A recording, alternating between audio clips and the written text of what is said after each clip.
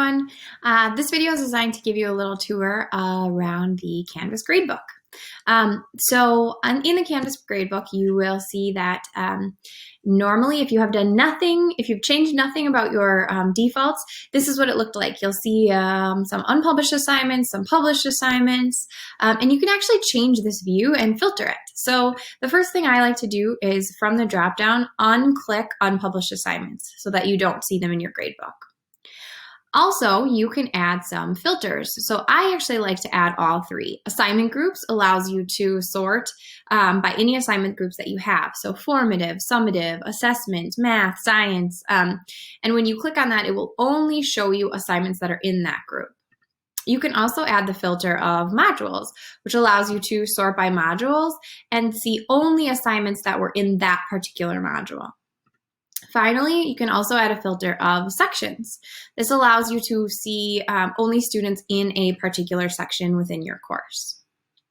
Also from this view dropdown, you can add a notes column in your gradebook. This allows you to take any notes that you'd like about that student.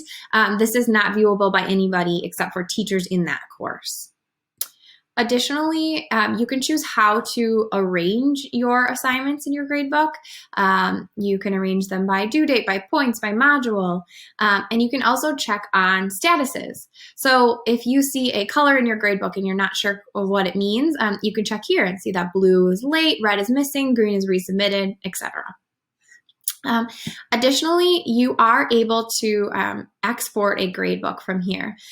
This is really the only button I use under the Actions dropdown. This is nice to do at semester, at any grading period. If you need to send grading information to another teacher, or if a student transferred, you can do all that here. This little keyboard button here will show you any shortcuts that might be helpful within the gradebook. The search bar, if you haven't found out, is actually to search for students, not for assignments. Finally, this gear will show you two tabs. The first tab talks about late policies. So you can automatically apply a grade for missing assignments. In Canvas, the default is to not have this checked, which means that unless you set something or go through and put a score in for missing assignments, they aren't contributing to the student's grade currently. You can also choose to apply a grade posting policy. So this tab right here will be overarching grade policy for all assignments. It defaults to automatically post grades. That means as soon as you enter a score, a student and parent get notifications about that score. If you change a due date, all of those things, the grades will be visible to students as soon as they are entered. If you choose this option, that means that they will be hidden by default. So anything that's already posted will be visible, but anything that is posted in the future will remain hidden until it is released. And I'll show you a little bit more about what that looks like. Now remember, this is for all assignments, but you can do this individually by assignment. So if you choose the three dots on the assignment, you can hide the grades, which just hides the grades for this particular assignment. So same feature, just a little more granular. So I can hide them. I might want to do this if, let's say I know that there was a mistake in a quiz that I gave, and I'm going to go through and have to change all the grades, and I don't want everyone to get notifications until I am sure that it is done and correct, because I don't want to send multiple notifications to people. That might be a reason why I hide the grades and post them later. Another reason might be you want students to take a quiz, however, you're going to grade it on a rubric.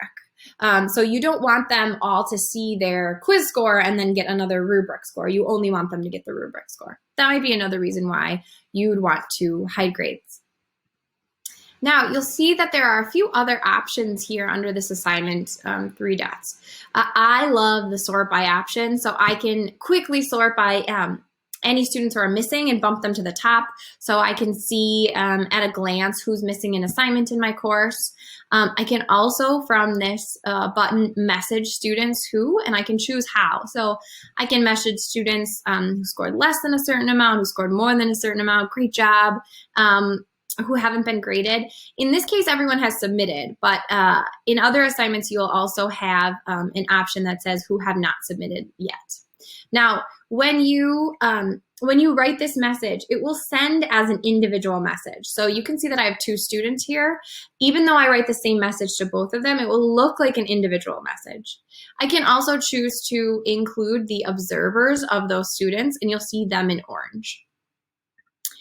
Finally, another option that I want to talk about here, not finally, I got a couple more, is to set a default grade. So by setting a default grade, you can set a grade and it will set that for all students. Obviously, you want to be thoughtful about when you use this because we want to be giving feedback and relevant information. But if you're just marking something as complete or incomplete and you see that they all have done it, that's a quick and easy way without having to choose that from the drop down every time. Finally, you can also, finally this time. You can also change how something has been displayed. So as we learn more about the gradebook and we decide to clean things up, let's say sometimes you'd use percentage and sometimes you use points. This is just a quick way to change everything to the same option so that it's a more consistent experience for students. One last thing about the grades page is the 3 dots next to the student name. It's helpful to know that this is here so that you can change how you sort your students. You can change how the information is displayed, and you can change if any secondary information is displayed. Also, if you have a student who maybe started in your course but then moved to another teacher, you can show that student by showing inactive enrollments so that you can see anything that was submitted or their scores before they left your course. Thanks.